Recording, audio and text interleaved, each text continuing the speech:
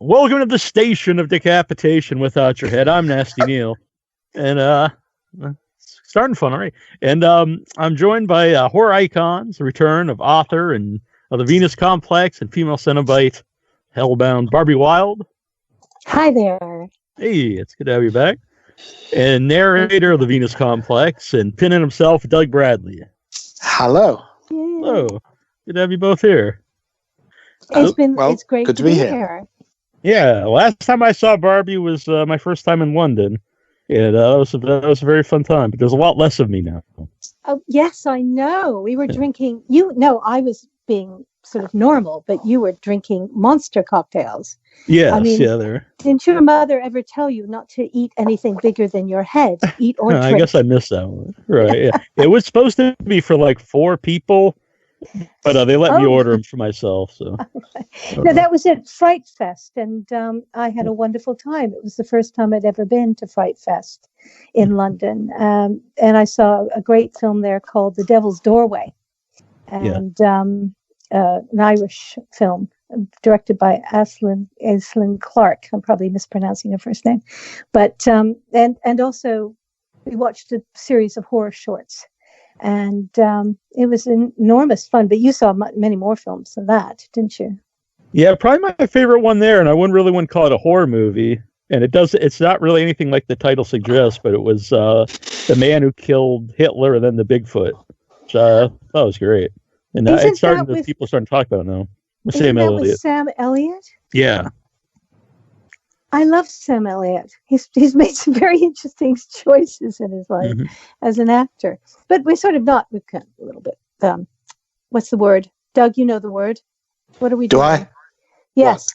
We're divulging. No, we're digressing. Digressing. There we go. Yes. Well, you may be divulging as well. I don't. Yes. You're divulging Neil's drinking habits. Yes, we are. Which is, But I seem to remember also, of course, was it 5 years ago? We were in Atlantic City, and we had a Cenobite drinking contest. Yeah, that was cocktail. It was a cocktail contest, actually. Mm-hmm. So there's a cocktail thing. That's very true. Yeah, it was. I'm just. I would like to state that I was not part of this Cenobite cocktail contest. I know not whereof you speak. Why weren't you there? We were being. Why would I be? I mean, I was there. I was in Atlantic City, but they were plied with delicious cocktails. But anyway, again, diverging. We are. Yes. Anyway. Yeah. So, for the Venus Complex, how did Doug get involved to do the narration? Well, I mean, Doug, do you want to tell the story, or? I shamelessly offered my services, basically. Barbie had given me a copy of the Venus Complex, and I was reading it. And in fact, as I often do, I was reading it to Steph, my partner. I often read aloud while she is painting, drawing, working on stuff in her paint room. So we made our way through the Venus Complex, and Steph's a very good sounding board for it, because she's not only a devotee of all things serial killer, but she's a fairly tough assessor, particularly when it comes to fictionalizations of serial killers. So it impressed me that she was impressed by it. And when we came to the end of it, I mean, it struck me how easily it came off the page to speak, to read aloud. And we both sort of said, wow, the kid done good, eh? not half bad. For a girl? For a female Cenobite, not bad. Could go places. And I said it really ought to be an audiobook, and Steph said it ought, and you ought to do it. And I said, oh, I hadn't thought about that. but the more I thought about it, the more I was sort of intrigued by the prospect. And I'm set up to be able to record at home here now. So I thought about that too. And I don't remember which convention it was, but next convention we were all together at, I sidled up. Day of the Dead to Chicago. There you go. Yeah. I sidled up to Barbie and made a proposition to her. Mm-hmm. And I couldn't refuse. She was stupid enough to say yes. Oh, I was thrilled, actually. So that was it, basically. I made the suggestion, and so then going through ACX, which I'm part of, and which is the link to Audible and iTunes and Amazon. So I then had to record a sample, which is basically my audition, to send to Barbie's editor at Cheryl at Redman Press, right, or Comet Press as it was then. So yeah, and she accepted. I passed the audition, and away we went. But I'll give credit to Barbie here, because there was obviously an immediate issue, not necessarily an insurmountable problem, but an issue in that Michael is very much American in the novel, and we talked about this. And I actually recorded initially before we sent a sample to Cheryl. I recorded 2 test pieces for Barbie, one in as me, as you hear me now, and one with me doing an American. And Barbie said she much preferred hearing my natural voice. So Barbie took that issue on board and slightly changed the narrative to make allowances for Michael not to be English, but having lived in England for a long period of time and having adopted, partly, I think, I don't know whether Barbie agrees with this, but in my own mind, partly self-consciously and deliberately, had adopted an English accent. So it's interesting that there's kind of, I guess, 2 versions of 2 slightly different, subtly different versions of the novel out there on the written page and in the audiobook. Yes, and the Kindle has to reflect the audiobook. So what I did was go through, and there weren't that many tweaks to make. I think there was one little point when I think that you raised this, Doug, is that Americans always go, "Oh, what a charming accent you have," to English people. And so I stuck that in. And also I decided that, he had spent his formative years in the gloriously named Potter's Bar. And I remember Doug coming back going, why in heaven's name did you choose Potter's Bar? It's the most boring place in the UK. And I went, exactly. Having lived in a few boring places myself before I moved to London, I don't even know if I've ever been to Potter's Bar. I did a bit of research, but it just sounds so. Oh, I have. You've But lived there? No, I haven't lived there. I've been there. One of my son's friends actually lived in Potter's Bar, so I went to Potter's Bar a few times. It's not quite East Grinstead, but with all due respect to those members of the audience listening to us in Potter's Bar and East Grinstead, what wonderful, exciting places they are. Yes.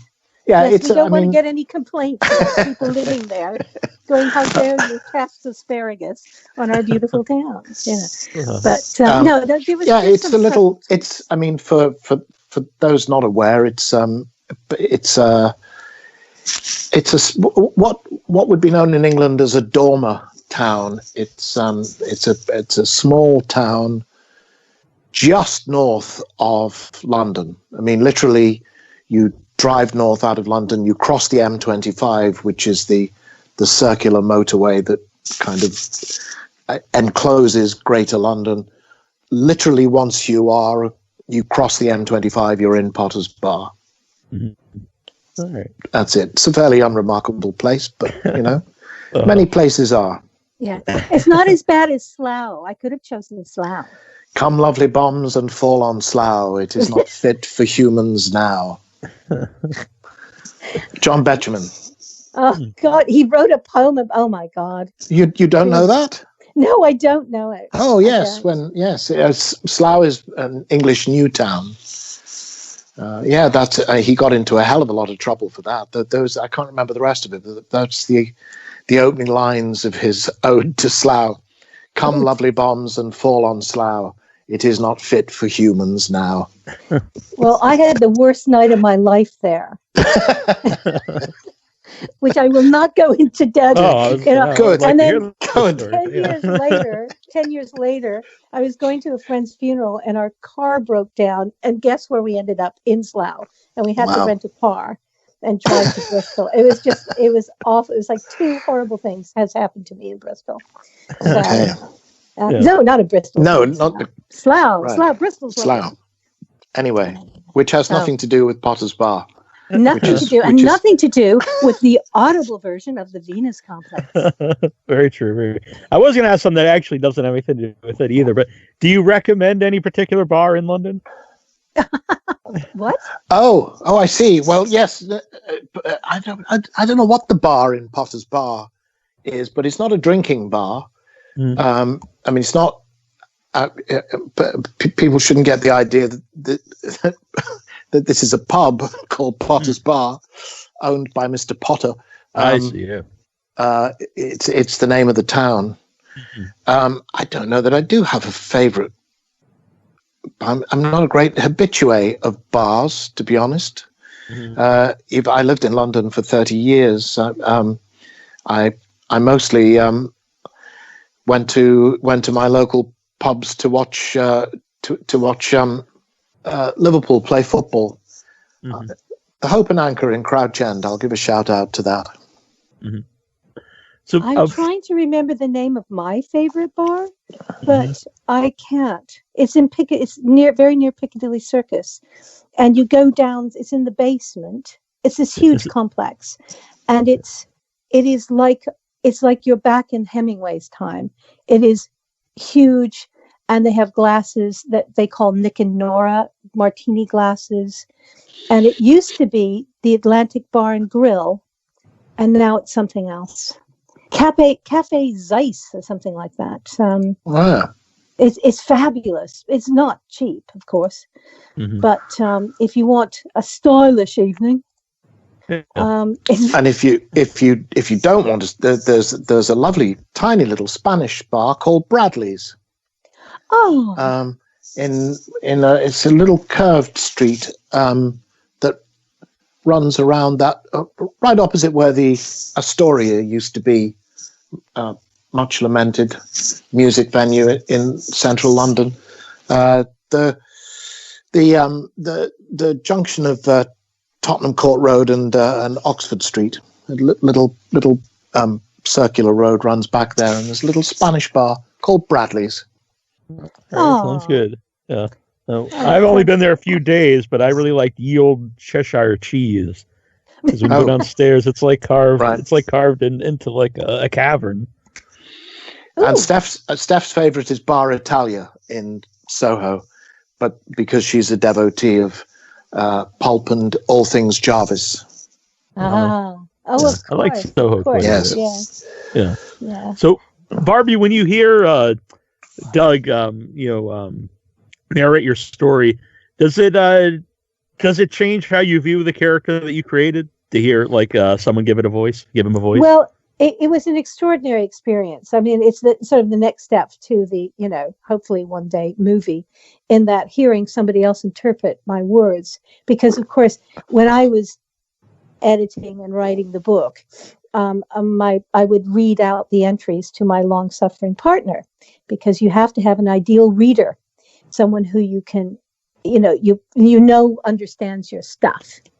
And my partner is that person. But of course, I am, a woman talking as if I'm a 40-year-old or whatever disaffected guy. And so it's always going to sound a bit, I may be a wonderful actress, but I'm not that good. I'm not Glenda Jackson. So to hear, Doug do it in his inimitable fashion, I think he has done a magnificent job. And it was just really exciting. And what I loved about his delivery as well and his interpretation was it really brought out the humor in the book. Yes, it is a diary of a serial killer, but that doesn't mean they don't have a sense of humor.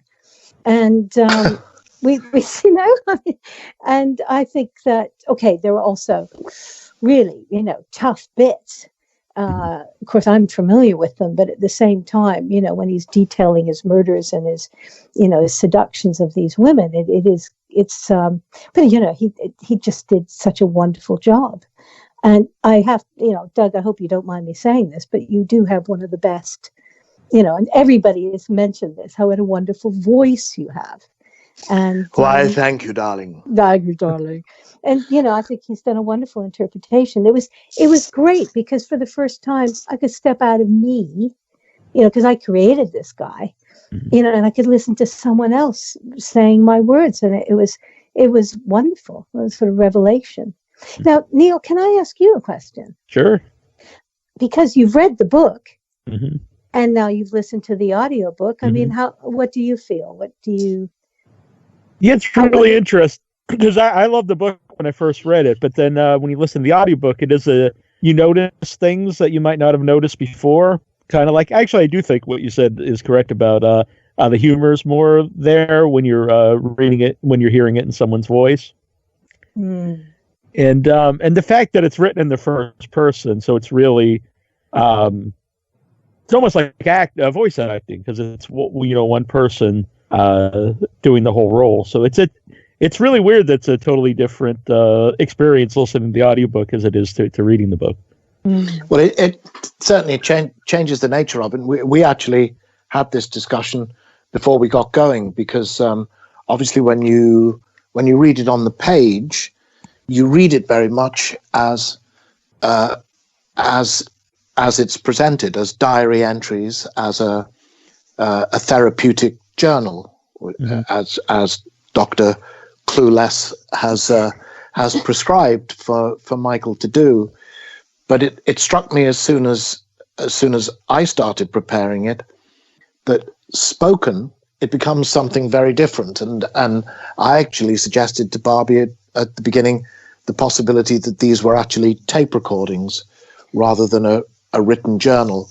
And we played that idea around a bit and then rejected it for various reasons.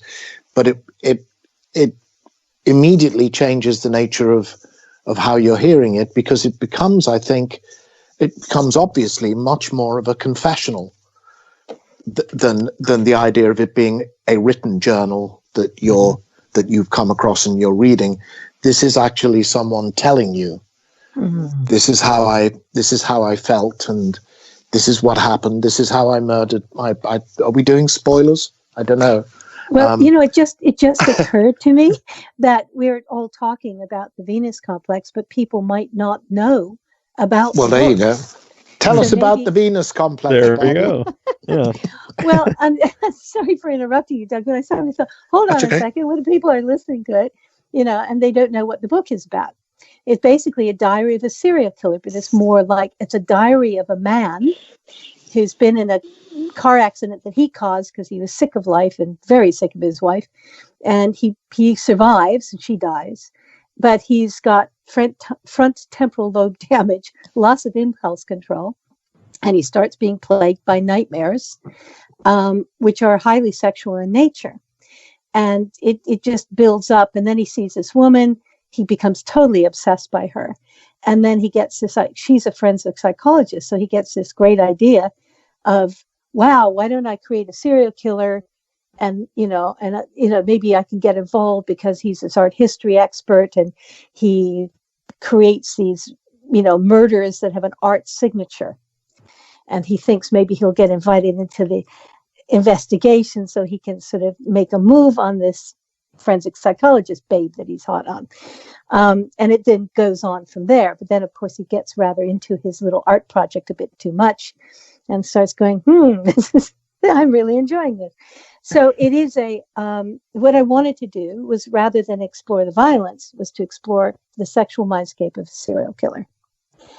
And to me, which she does. Yes, in great detail. Very thoroughly, dear reader.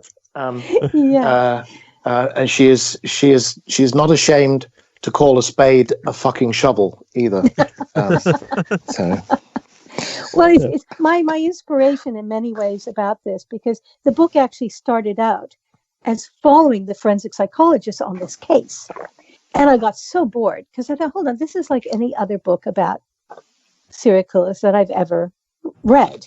I've been fascinated about them for decades, because I'm so not a serial killer. I'm very empathic and I worry about what people are. But I thought, wow, these people, they're just they live on the edge of society and pick people off like little sheep, and it's fascinating. And why didn't I do it from the viewpoint of the male serial killer, which is, a bit of a leap for me, but I found it actually quite liberating writing as a guy. But also, a friend of mine, who the book is partially dedicated to, she was one of the most notorious dominatrixes in New York, and she said one of her greatest sexual fantasies was to sleep with a serial killer. And I said to her, Jesus, that's so sick. And then I had this dream that night, and I woke up and I thought, I got to write it from the viewpoint of a serial killer. The dream was really sick, and it actually ended up in the book. but anyway, the sort of highly different, kind of entry. But it's it just, and that was the beginning of it. So it is basically a journal of a man who decides to become a serial killer. And it's gotten pretty wonderful reviews considering its content. And so there you go, chaps. If you're interested in serial killers, if you're interested in their sexual motivations, if you're interested in hearing, I think, wonderful, if I don't say so myself, wonderful rants about society and art and all these other things, that's what the book's about. Good rant. She writes a good rant. Definitely. The one that's one of my favorites is I keep, every time something comes up, and we probably should keep politics out of this, but there's a certain one that I'm it's about we'll soon end up as the way things are fracturing, everything's going to end up, we're living in city states. It'll be like that film The Mask of the Red Death, where all the rich people are up in the castle partying with Vincent Price. And but it seems like things seem to be fracturing and breaking apart now, and I use that rant a lot every time I see something stupid, and I go, what are we doing to ourselves? This is a time when we should gather together rather than to split apart. But where do some of those rants come from? Like his worldviews? Are there things that you like? They that one have nothing to. I have to point out the opinions of my serial killer Sure. are have nothing to do with the opinions of the writer. To be honest, I would be watching the news and I would see something that I was so outraged by. And then I'd go in, start writing, and Michael would take over. And so someone once asked Bret Easton Ellis about when he was writing American Psycho, and he said he would lose time sometimes because he would get so immersed in the character. And in many ways, writing is a little bit like acting, because you create a character, and then they don't take over, obviously, or I'd be running around killing people. But it is this you have to get into their heads so much so you can write like them. But a lot of it was inspired by current news. There's a lot in the book about news itself, that he has like an addiction to watching the news, and then Which is Yeah. interesting on a couple levels, because it's I kind of think it kind of feeds his want to be someone important, because he wants to see himself on the news. Well, not necessarily, because most serial killers really want to get away with it. I think more of not necessarily see himself on the news, but he wants to be known. He wants to have a legacy. Yeah, well, his legacy would probably be sort of like Jack the Ripper's, is that no one ever really knew who Jack the Ripper was. But I think most, it's as Edward Fox says in The Day of the Jackal. He said, I have to make sure I plan this assassination because I want to get away with it. And for me, that's a very important part of this job. And I think getting away with it is often, very important.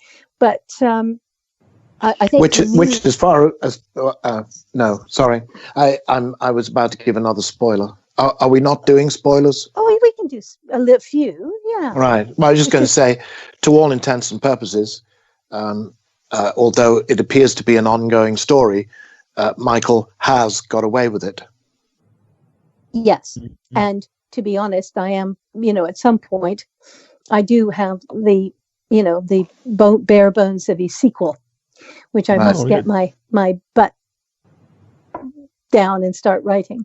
Yeah. But I'm writing this sort of weird ghost story at the moment, so that's and also I have to finish my script for Zulu Zombies, my Hammer horror movie that I want to do. I want them to produce it, but they don't know about it yet. But anyway, no, he does, because most serial killers do get away with that. Although they're getting caught more and more now because of DNA, profiling and stuff, as we know, and people uploading their DNA. Genealogy websites, yeah. And then the police can just use it. I just think it's so brilliant. Whoa. It's astonishing. It's astonishing. Well, hey, they caught that guy. The Golden State Killer. Yes. Yeah. Yep. But it's like every other day you're hearing another murder case from like 26 years ago that suddenly cold case solved because of DNA. Yeah. Well, isn't that how they got the Green River Killer as well? I think they finally got him because of that. Oh, he was the one who was caught in Spokane. I actually mentioned him in the book, actually. Anyway, as far as he was the guy who was sitting in his car eating a sandwich? No, that was what is it about serial killers and eating sandwiches? There were two of those. Sorry, you got to read the book, guys.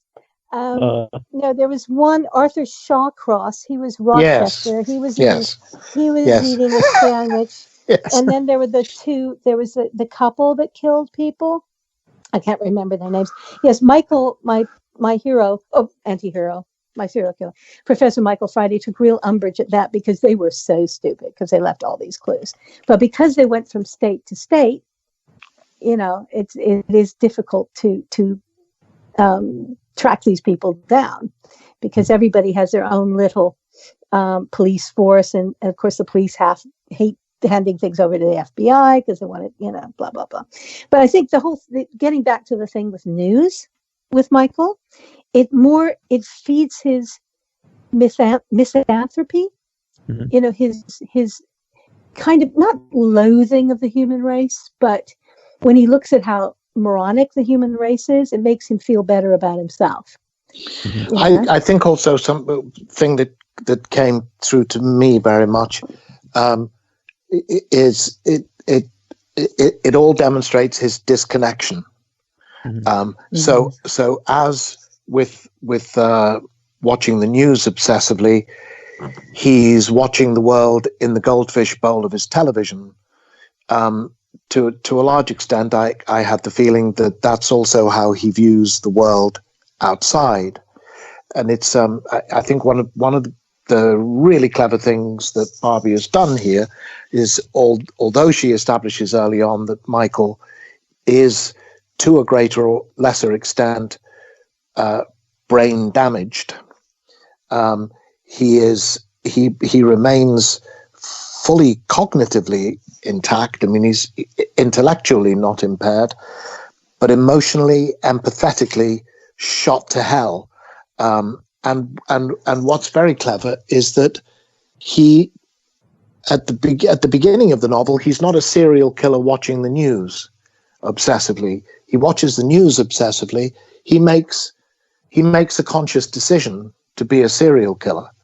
He makes a conscious decision to construct a serial killer, and he takes it on board as a good academic, because I don't know whether we've mentioned that he is a professor of fine art. So Barbie makes him go and do what a good academic would do, which is do his research. So off he goes and researches serial killers to understand how they work, and specifically for him to find out where they went wrong. What were their mistakes that he won't repeat? Mm-hmm. Yeah.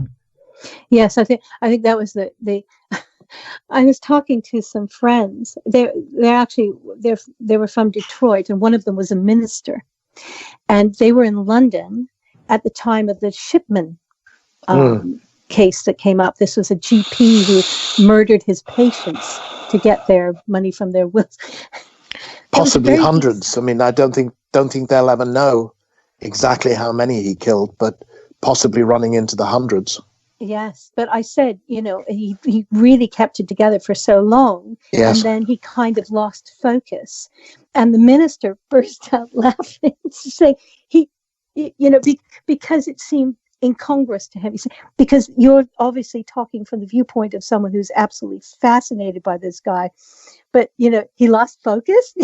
That's how he got caught. But of course, that's what happened to Ted Bundy. He started leaving evidence behind, as Michael mentions when he's doing his research, because Ted Bundy, we still don't know how many women he murdered, but he went from sort of a psychopath to psychotic when he went to Florida, because he just became a berserk almost killer instead of a serial killer, and he was just losing focus again, not keeping his eye on the, not being concentrated enough. And I think sometimes this kind of thing does perhaps drive you.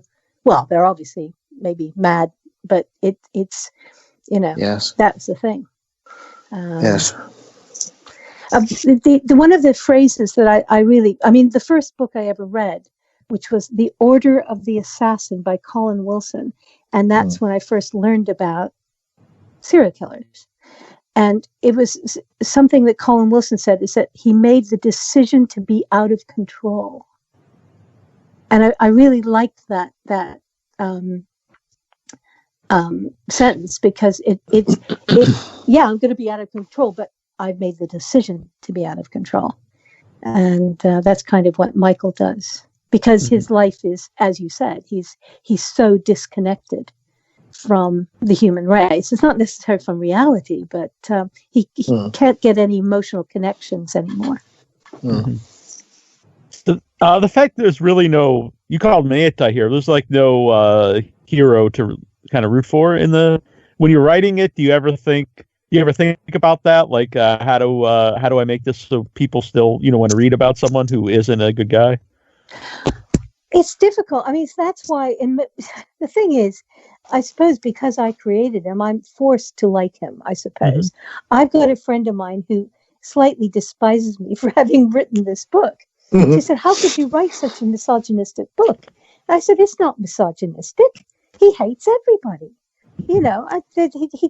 He's an equal opportunity hater and despiser. And so just because he happens to kill women doesn't mean he wouldn't sort of think, oh, I don't like you. I'm good. Actually, he does kill one guy. The thing is that it's just the criminal mind is something that just fascinates me, because I always wondered why do these people do these things? Why did Ted Bundy go from being a young Republican to a serial killer? Actually, I suppose that isn't much of a leap. But only kidding, guys. The thing is that I don't know. It's strange, because a friend of mine said, "Oh, I couldn't possibly read your book because it's from the viewpoint of the serial killer. I need someone to root for." And I thought that was interesting. Wow. But people make strange decisions like that, don't they? It's not that's weird. That's not it's not an I issue thought it was weird too. would ever cross my mind. But it's interesting because I think if you're a horror fan, you often see the people you're rooting for get wiped out spectacularly. I mean, I must admit, that's what pisses me off a lot about some horror movies, because I think it's unfair. It's like Drag Me to Hell. That poor girl went through hell and she fulfilled all the conditions and she still got dragged to hell. That's not fair, she screamed. So I'm very, very, what's the word?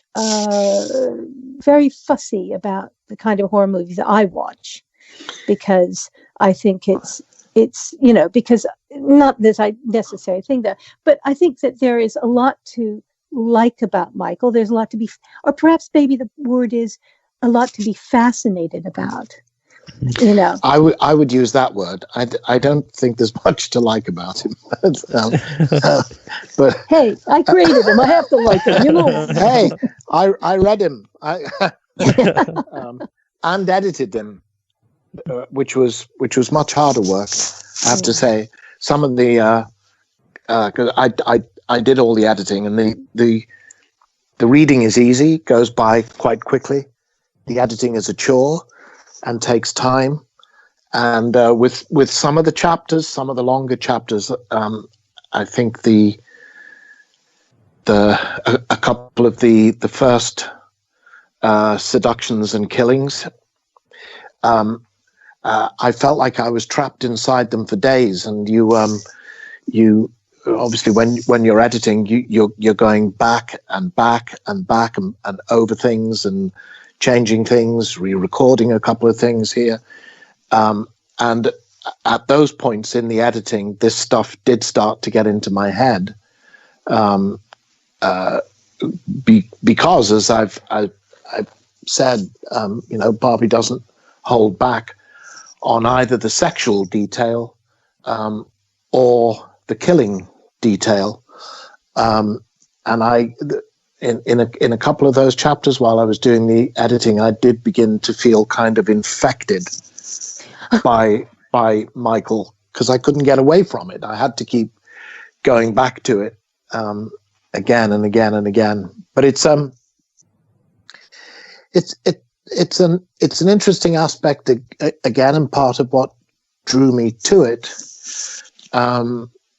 Because I like to keep talking about you in the third person, Barbie, like you're not here. The author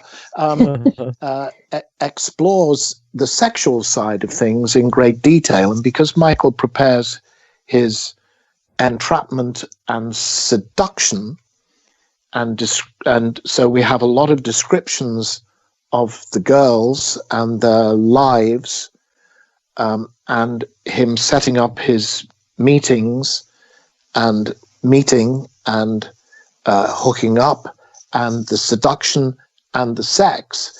There is inevitably in that a sexual content, an erotic content that nudges into pornographic content in the way that Barbie presents it, absolutely unblushingly, in full detail of what's going on. And what attracted me to that was it's almost inviting you to be aroused by what you're reading.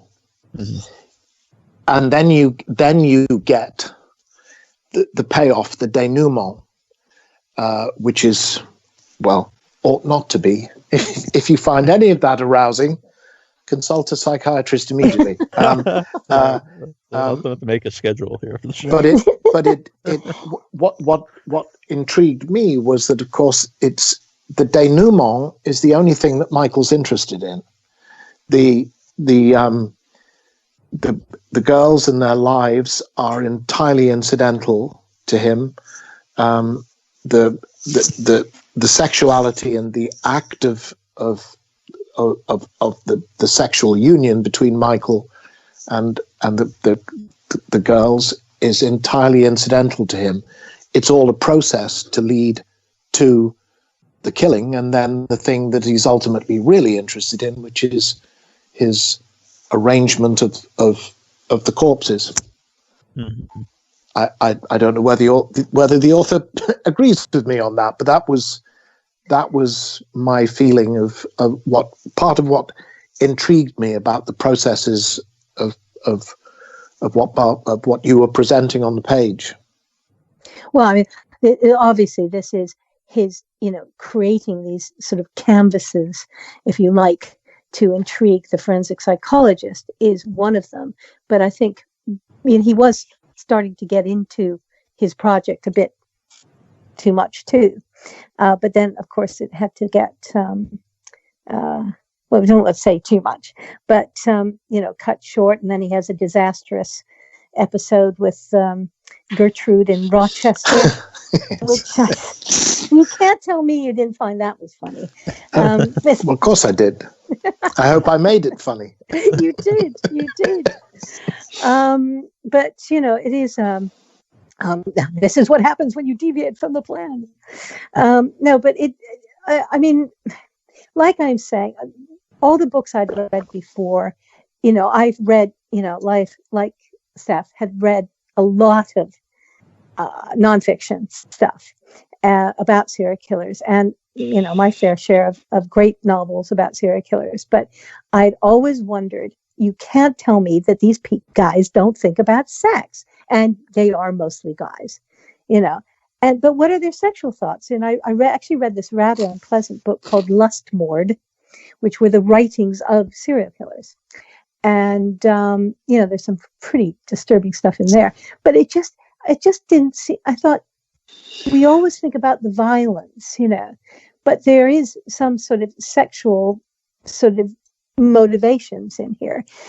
And, I think one review said, which I thought was quite wonderful, said, I want to know how Barbie Wilde found out our secrets, speaking as a guy, because I do write from the viewpoint of a man.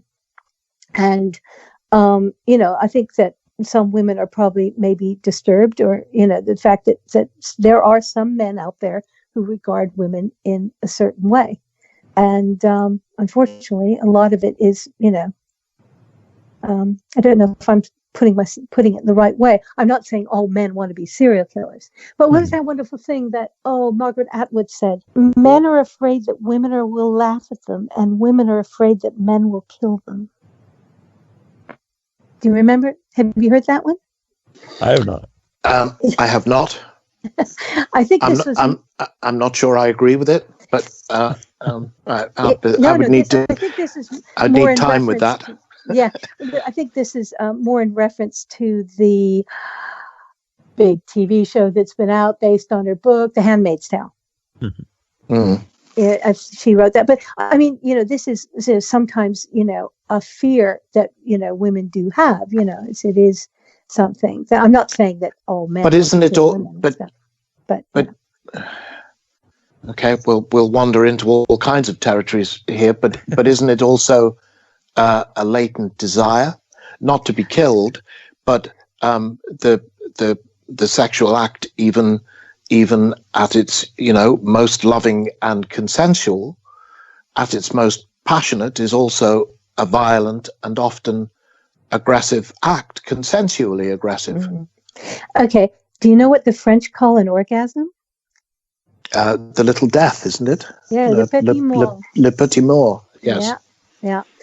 Very interesting. No, there's there's surrender, perhaps on both sides or whatever. Yes. Yes. There's it's all. But see, this is all fascinating to me. And then people get all kind of, why does all your stories, except for the one about the polyp, why do all your stories seem to be about sex? I don't know, but let's face it, sex is part and parcel of being human.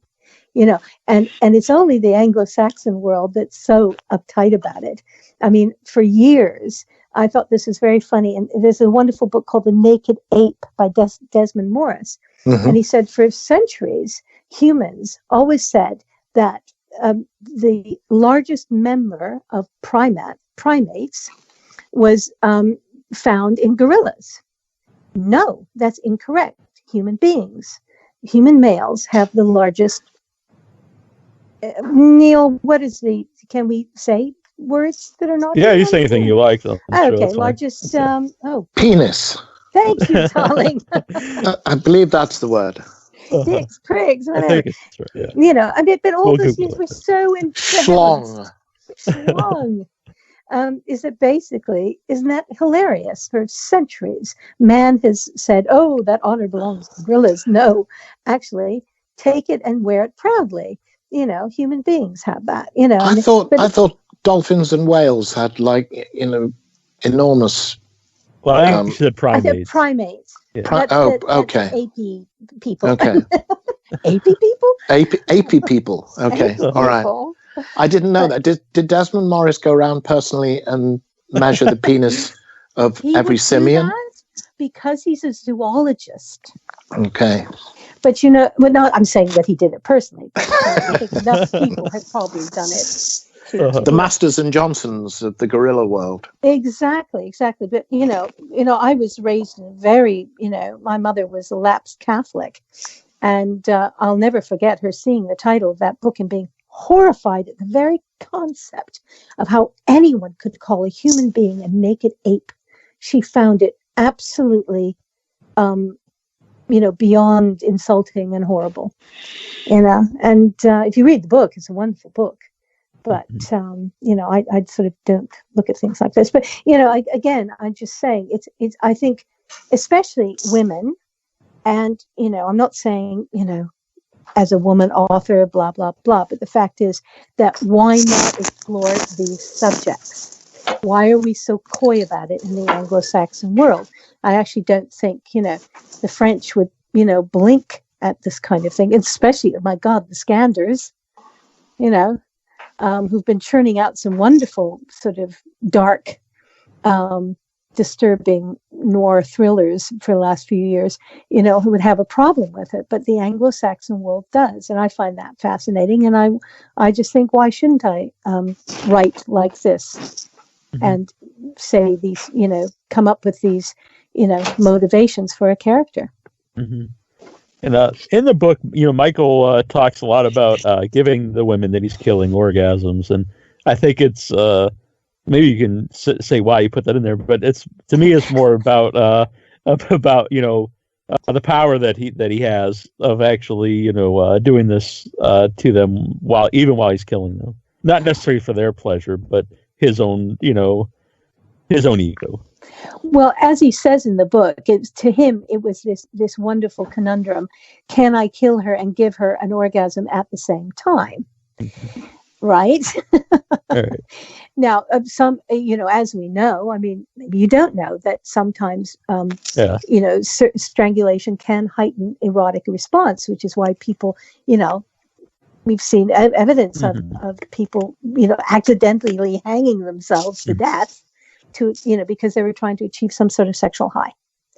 But, I think it depends on your point of view, whether you think Michael is just kidding himself, right, or it's part of his amazing prowess as a lover, or wow, I can do this, and at the same time they're coming and going at the same time, that sort of thing. I mean, I think it is that, and I think it is power and control, and we shouldn't lose sight of the fact that Michael tells us often that his best sex is with these girls after their death, which is the ultimate power and control. Mm-hmm. Yes. That's another theme that I keep coming back to, is the whole necrophilia thing, which is probably not that actually, no, it's only in this and in this screenplay I'm working on called Blue Eyes, but it's not necrophilia really, as we know it, Jim. But that is, my reading about serial killers is that they often do, revisit Ted Bundy used to go back to his killing ground and revisit the corpses of his victims. So it is, basically what I've tried to do is be realistic as possible as far as serial killers are concerned. And Dennis Nielsen, of course, who would not allow his victims to leave him. It was his motivation for killing them was that they wouldn't leave him. Wasn't he the one caught by his unfortunate plumbing problems? Yes, the neighbours thought there was KFC stuck in the drains, and Oops. Dynarod came round to unblock the drains. And when they fished out what was down there, they sort of said, "Here, hang on a mo, Bert. I don't think this is chicken." And when they went into Nielsen's flat, there were lots of people. I mean, he had got overwhelmed.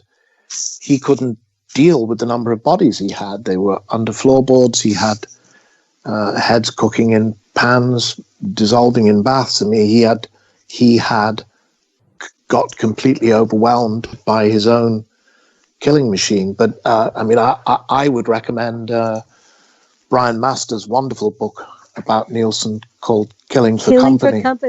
Yeah. Yes. And that the wonderful moment that always stays in my head is that when they arrested him and they took him down from his flat in Muswell Hill, just up the road from where I used to live in London, and in fact was living just down the road from where he lived in London when he was arrested, and the whole story came tumbling out. The policeman, I forget the precise number, but the policeman said, so how many are we talking about then, Dennis? What, 2 or 3? And unblinkingly, Nielsen said 15, or whatever the number was. I don't remember now, but it was a considerable number, which completely, pulled the detective up short, because he was assuming that we were talking about a couple of murders, not in the teens. Mm-hmm. Yeah. No, it's just, I think that there's always a shock when you discover this mild-mannered guy. I mean, it's always the same. They did the same for Son of Sam. Oh, he seemed like such a nice boy. He came over to fix my bookshelf. But they just seem regular people, but their inner lives are just, the quiet ones. Always be wary of the quiet ones. Yeah. I was voted most quiet in my high school yearbook. Oh no! Okay. Really? Yeah. Latent serial killer, quite clearly. Actually, I was really quiet when I was a kid. I was a complete ghost in school until I moved when I was 17, and I thought, I've got to recreate myself. I'm going to die of boredom in high school. So but quiet rivers run deep. But had either of you ever been to the Museum of I think it's the Museum of Death in Hollywood? I think there's also one in New York. Yeah. Yes. And the first room's my favorite. It's all the artwork of the different serial killers. Mm. And there's one because you were talking about about sex and stuff, and there's one that's I forget the serial killer, but he made like a weather vane.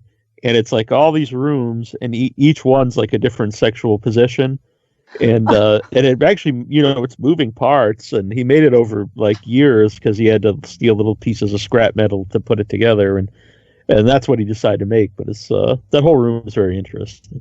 Well, no, I've never been. I'd love to go. I haven't even been. Doesn't Scotland Yard have something similar? The Black Museum, I think they call it. Do they? Yeah. Do you have to be invited, though? Do you have to get an invite? I'm not absolutely certain. I think you do, but I'm not entirely sure about that. Or maybe it's by appointment only. Maybe. Yeah. Oh, actually, I might have somebody who's got in there. I should see what I can. Because you also mentioned sandwiches. I'm sorry. Go on. Oh yes, some sandwiches, peanut butter sandwiches. Yeah. No, it's just I was lucky enough to actually interview a homicide detective in the Manhattan North homicide division, which is basically Harlem, who just finished a serial killer case. But this serial killer was dumber than a sack of hair. I mean, he just got caught after 2 or 3 murders, really, because he was just leaving clues everywhere. But you see, so the whole spectrum of human intelligence is reflected in serial killers as well as the human population. You have your super smart ones, who take years or maybe never get caught, and then you get, your fair amount of dumb ones who get caught very quickly. But no, I would love to see the art of. I mean, okay, guys, Doug, you would probably know this because I can even see the actor who played him, Brian Dennehy, played him in the movie. He was a serial killer, Rochester, New York, I believe. And he painted clowns, and he used to dress up as a clown to entertain kids. Gacy.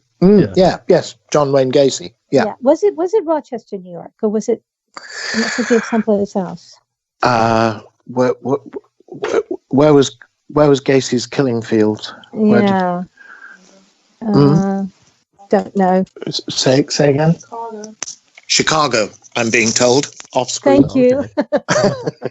Of course. No, it's Arthur Shawcross who was in Rochester. Yes. Yeah, but I mean, his artwork. I mean, he actually gave one of his paintings to. Was it Robert Ressler or one of the guys who went to talk to him, from the FBI? Yeah. And he sort of went, "Oh, gee, thanks." But I find it fascinating because it's one of the things that's slightly unbelievable to me is the Hannibal series, and I love the movies and I love the books, but that he takes such enjoyment from music, and having read a few books about psychopathy, psychopaths obviously sometimes cannot relate to music.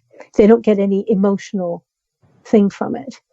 And so I think that serial killers that do express themselves through art is very interesting to me.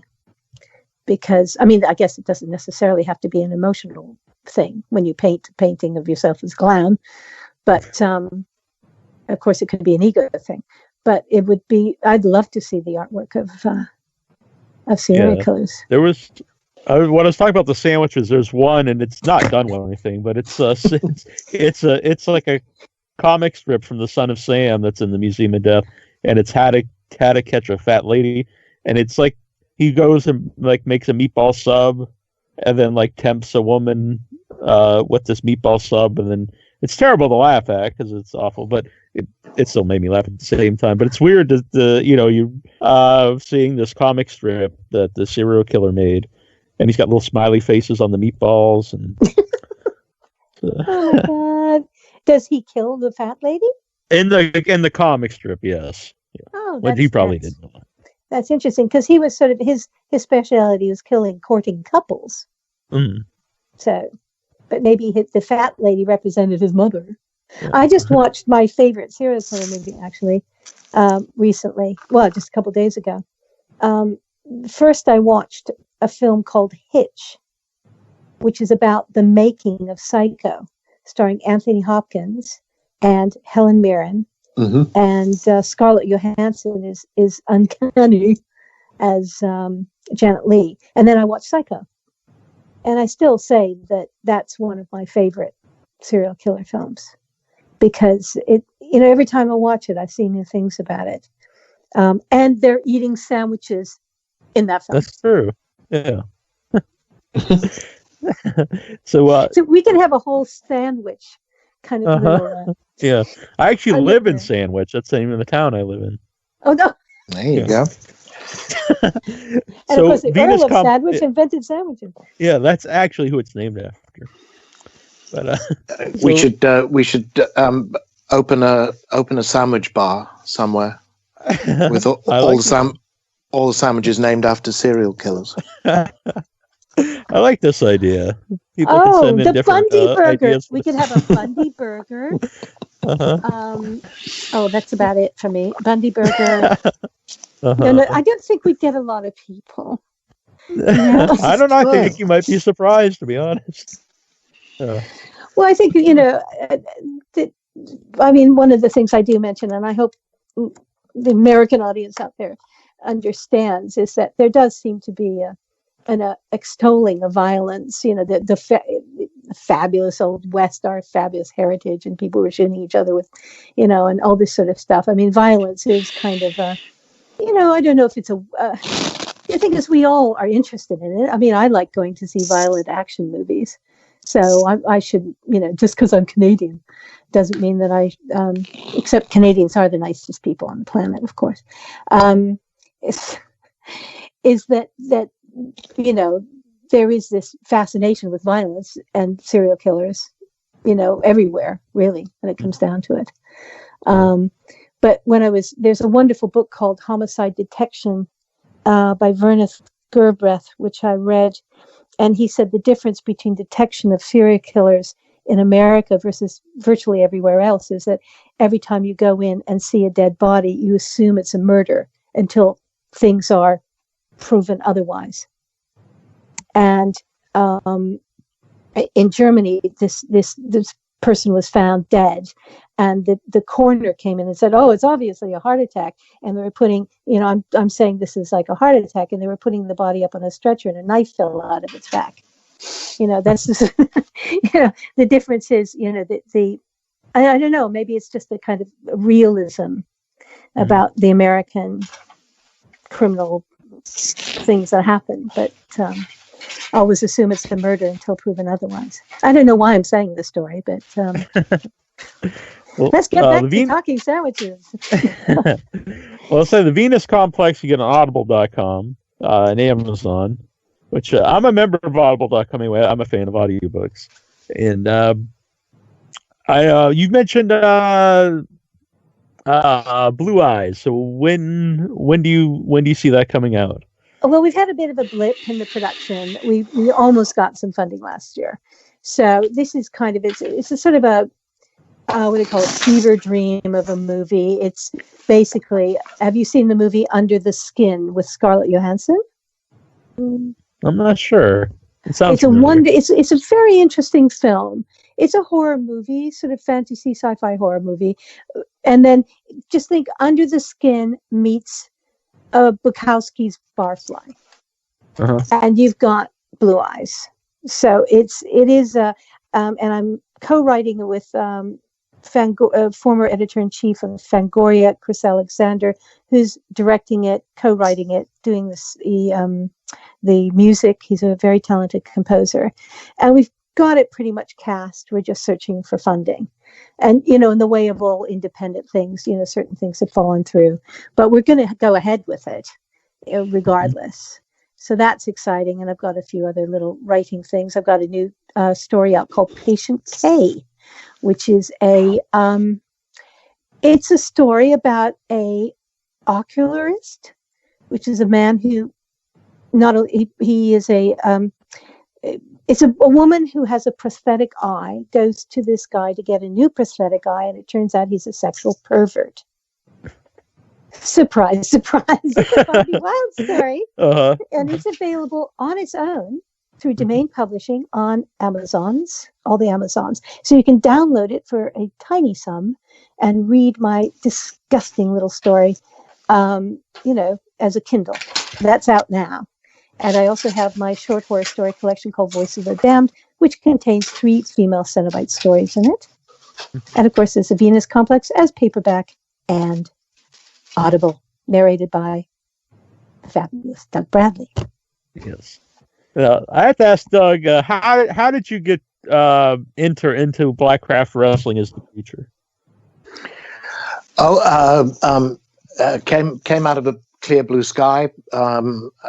I had been aware of Blackcraft for a long time. The relationship with Blackcraft was really nurtured in the first place by Steph, my partner, and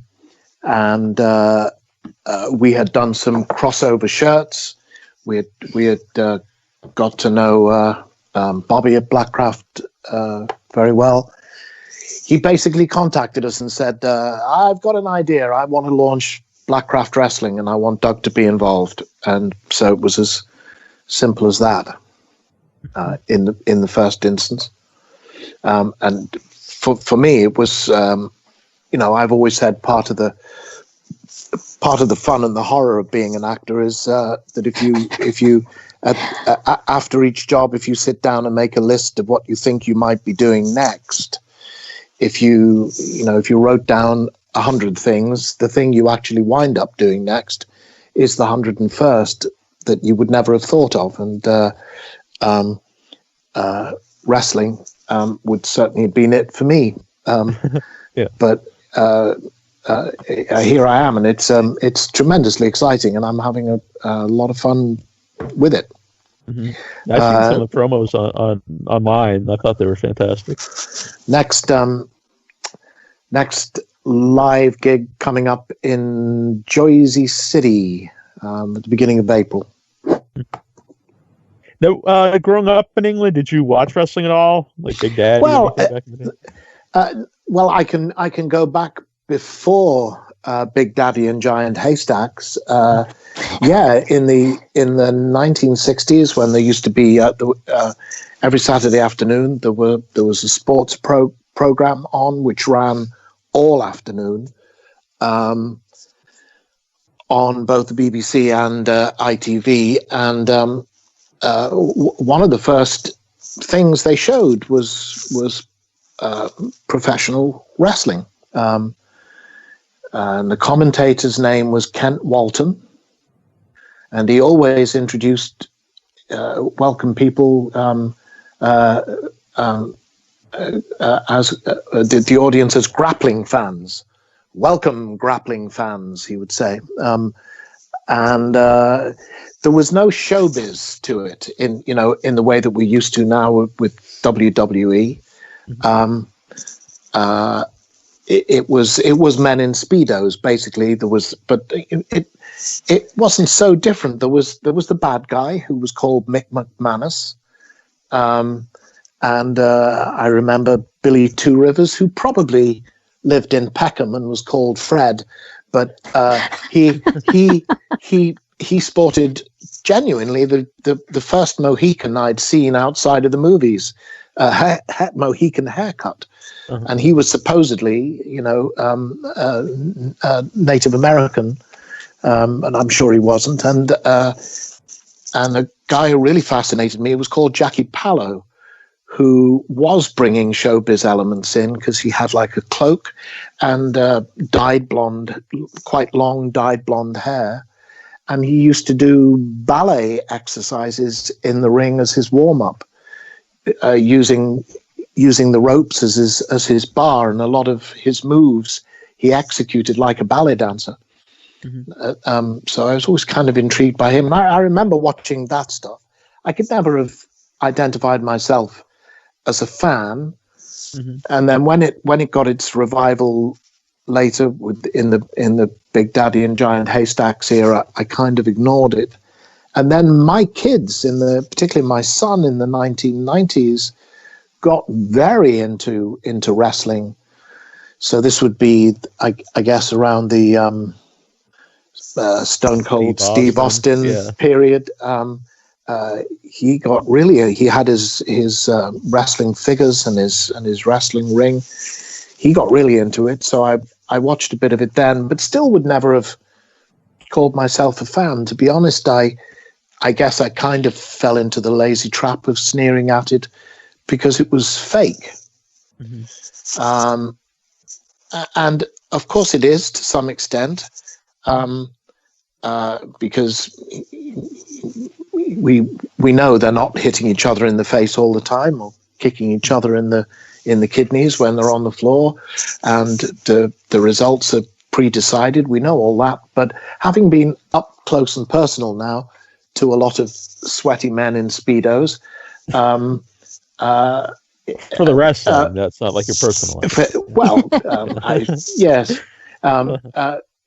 Fake is certainly not what it is. I mean, the first live show we did, which was here in Pittsburgh, I did my kind of introduction piece, and then the first bout, which I stayed in on my throne, as it were, to watch, and then interact with the winner of the bout when it was over, which was a ladder match, was quite extraordinary. I mean, it was quite insane. And once you've watched, one 250-pound man pick up another 250-pound man and throw him across the ring so that he lands on his back on what is a real pair of step ladders, there is nothing fake about this. And the conclusion of this bout was that there was a chalice hanging over the ring, and the winner of the bout would be the first one to climb up his stepladder and claim the chalice. The guy who won it took the chalice down. It was in like a clear plastic box. He decided, for reasons best known to himself, that this was a breakaway box.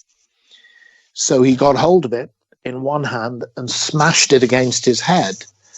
And indeed, the box did break away, but it wasn't designed to. So he got the chalice, but he also cut his head open in the process. And I then find myself standing in the midst of the carnage of this ring, confronted by this guy, and I had this kind of split screen moment where I'm thinking, well, this is very familiar. This is like being on set. I'm standing in front of a guy with blood pouring down his face and down his torso. Except this is real. He's actually bleeding in front of me. I now proudly wear my Blackcraft shirt that declares on the back, "God is fake, wrestling is real," and it absolutely is. I mean, it is pretty amazing. I think it is kind of a mixture of vaudeville and theatre and pantomime and dance and thuggery and comedy. It is an extraordinary mixture of stuff. So I have a whole newfound respect for it now that I've become kind of part of the world.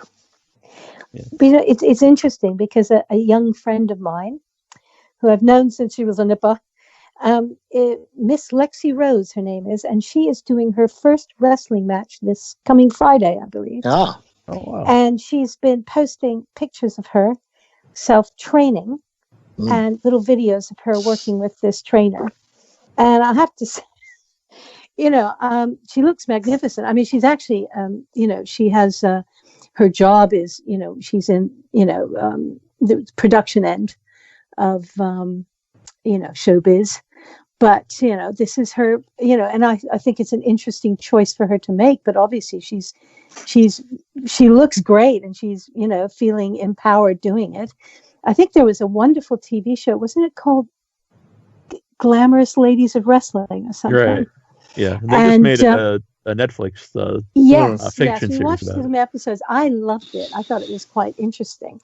But it is, seeing women going into wrestling it wasn't a phenomenon that I was familiar with when I was watching it when I was a kid.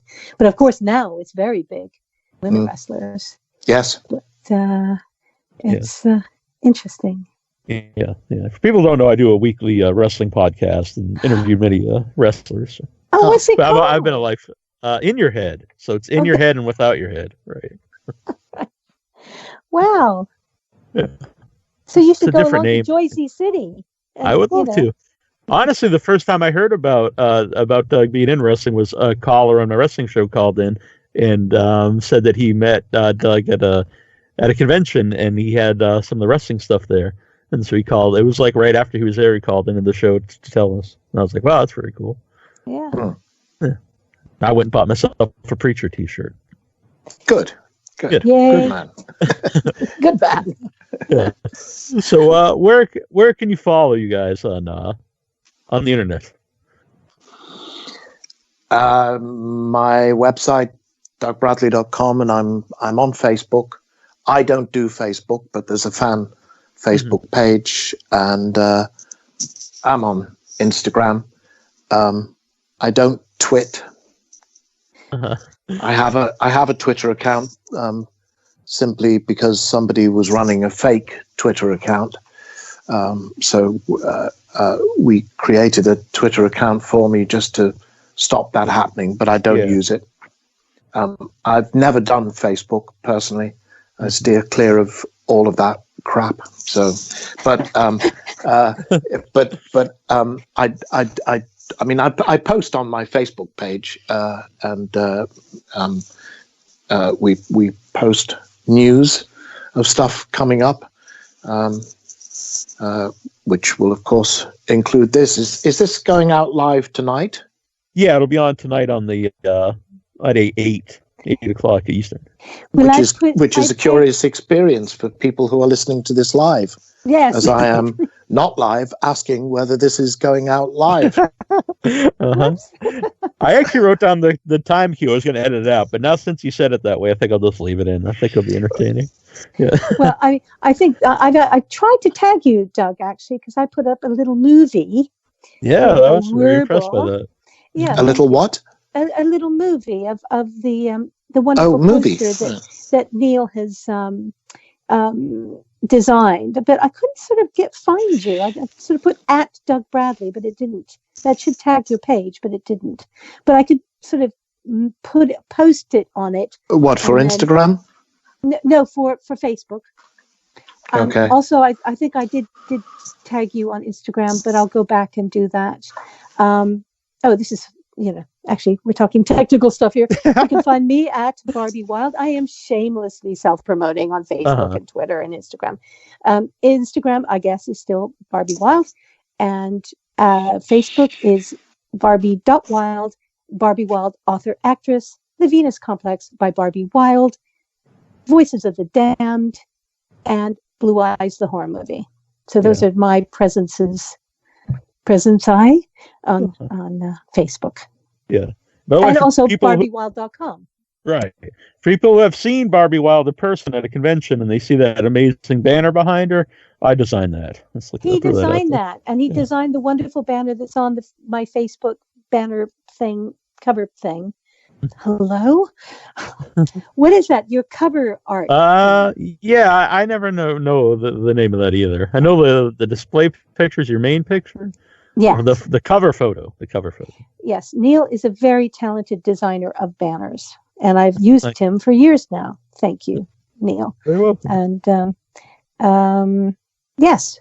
So, also, Doug and I will be attending a convention at the end of April called. Is that my cue? Sorry. Yes. Motor City Nightmares in Motor City, Detroit. Detroit. I haven't been in Detroit in decades. I've never been in Detroit. Might have to check this out. It's actually just outside. It's not in Detroit itself. It's a suburb of somewhere. I forget what it's called. But well, we will be there. So you can come and ask us about the. Actually, one of the things that I called this a very sexy moment when we were at Days of the Dead. I was telling this person who'd come to my table about the audiobook of the Venus Complex, and she said, "Oh, I have an Audible account," and she went and she downloaded it on her phone as I was sitting there, and I thought that was really sexy. But is that just because I'm sort of right? And I thought, wow, this is so immediate. I love technology. That is pretty cool. Yeah, that's instantly someone can go and get this. And so that's what I'm saying, fans. Yeah. You too could be an owner of the audio version of the Venus Complex in just a few seconds. Exactly. Well, I appreciate you both coming on. It's been a lot of fun. Thank you. Sorry for the shameless plug. Yes. No, it's been a delight chatting to you. And, Doug, thank you so much for your kind comments about my work. It's wouldn't say it if it wasn't true, darling. Oh, bless. Thank you, love. Yeah. And honestly, not just because you're both here. I loved the book when I read it, and I loved listening to the audiobook. And I think people listening to the show would love to check it out. Oh, well, listen, Neil, thank you so much for having us on.